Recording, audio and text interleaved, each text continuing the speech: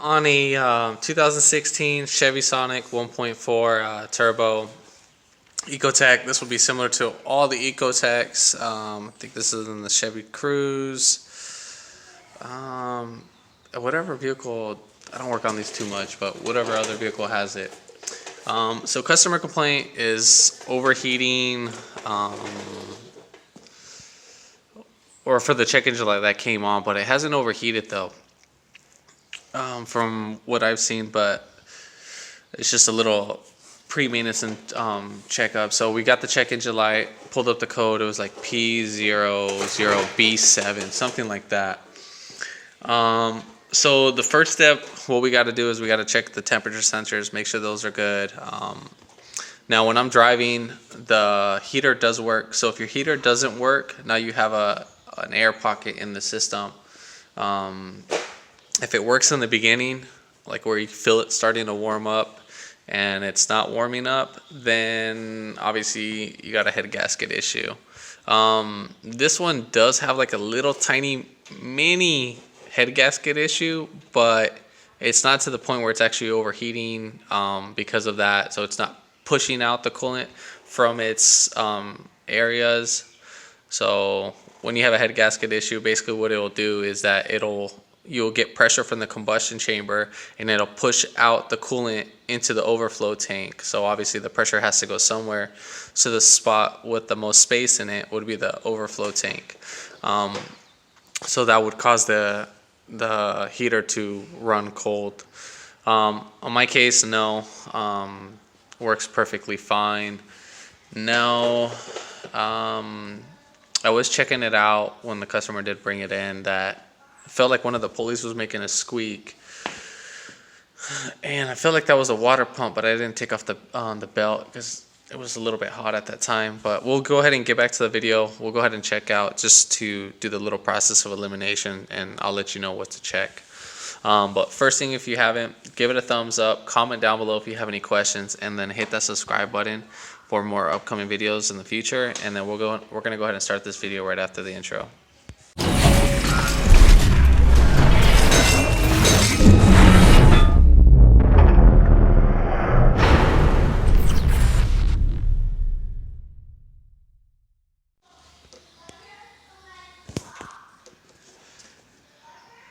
All right, so I'm using a VRS Pro or a VRS DO10. Basically, you don't need this kind of scanner. You just need a scanner that will show you two temperatures. So you need one for radiator temperature. So right there, radiator coolant temperature sensor. That if it just says sensor 1 and sensor 2. So if it says engine coolant temperature sensor 2, that will be on the radiator. And if it's engine coolant temperature sensor number 1, that would be on the thermostat housing. So we got 1 and 2, so that's radiator, and then that's the regular thermostat. You have to let the car sit overnight to where it's cool. Like literally that's part of the test. So it has to sit overnight, make sure you fill it with coolant. And now you need to check the two. So you need to make sure they're within spec.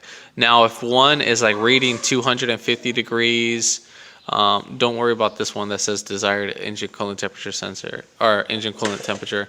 Don't worry about that top left one. We need to worry about these two right here. So they need to be within spec. Obviously I'm within spec, so I'm at 68, 71. Now our ambient temperature needs to be within those degrees too. If one is the furthest from the ambient temperature, then that's the one that you're going to go ahead and replace. So let's say the radiator was at 90, and obviously it's not 90 degrees because we haven't had the car running. So you would go ahead and replace the one that's furthest from the temperature. So both of these are literally close enough.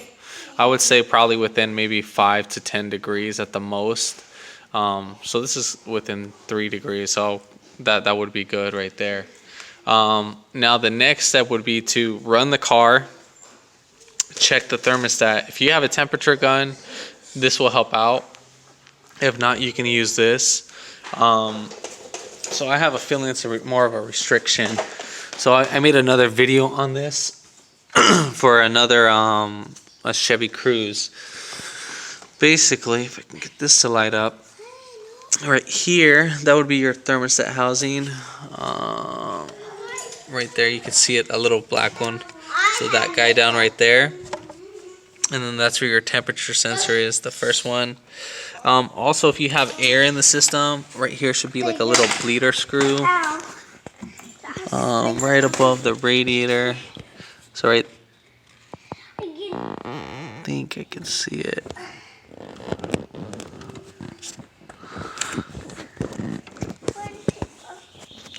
I'll find the bleed screw for this one. I haven't done one for the cruise, but I'll find it out and I'll post it up in the comments. Or if I find it during the process. So anyways, so yeah, and then the temperature sensor will be on the radiator. But I was already checking out the temperature.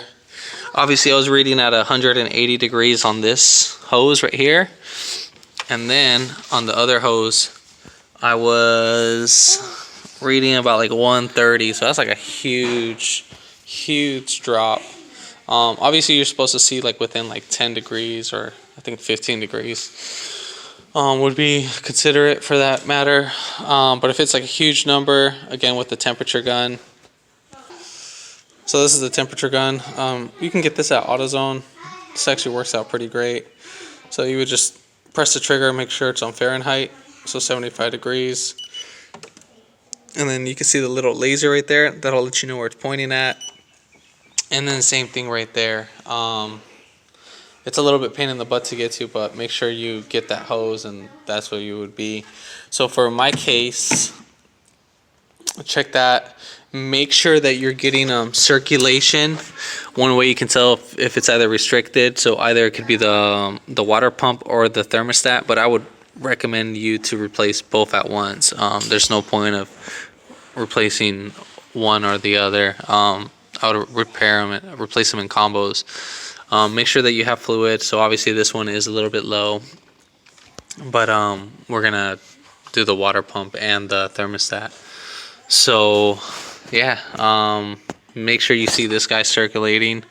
If you don't see coolant coming back in, then obviously we got an issue. So there's restriction. I think one time I had to poke out like a hole with a screwdriver into, I think it was like one of these guys clogged right here, and that was causing an overheating issue. So make sure you have no restrictions. If you do,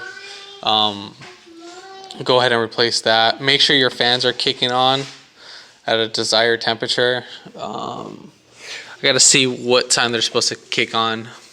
Temperature they're supposed to kick on. So I'll go ahead and figure that out. I'll put that down in the comments, or I'll update the video as I go.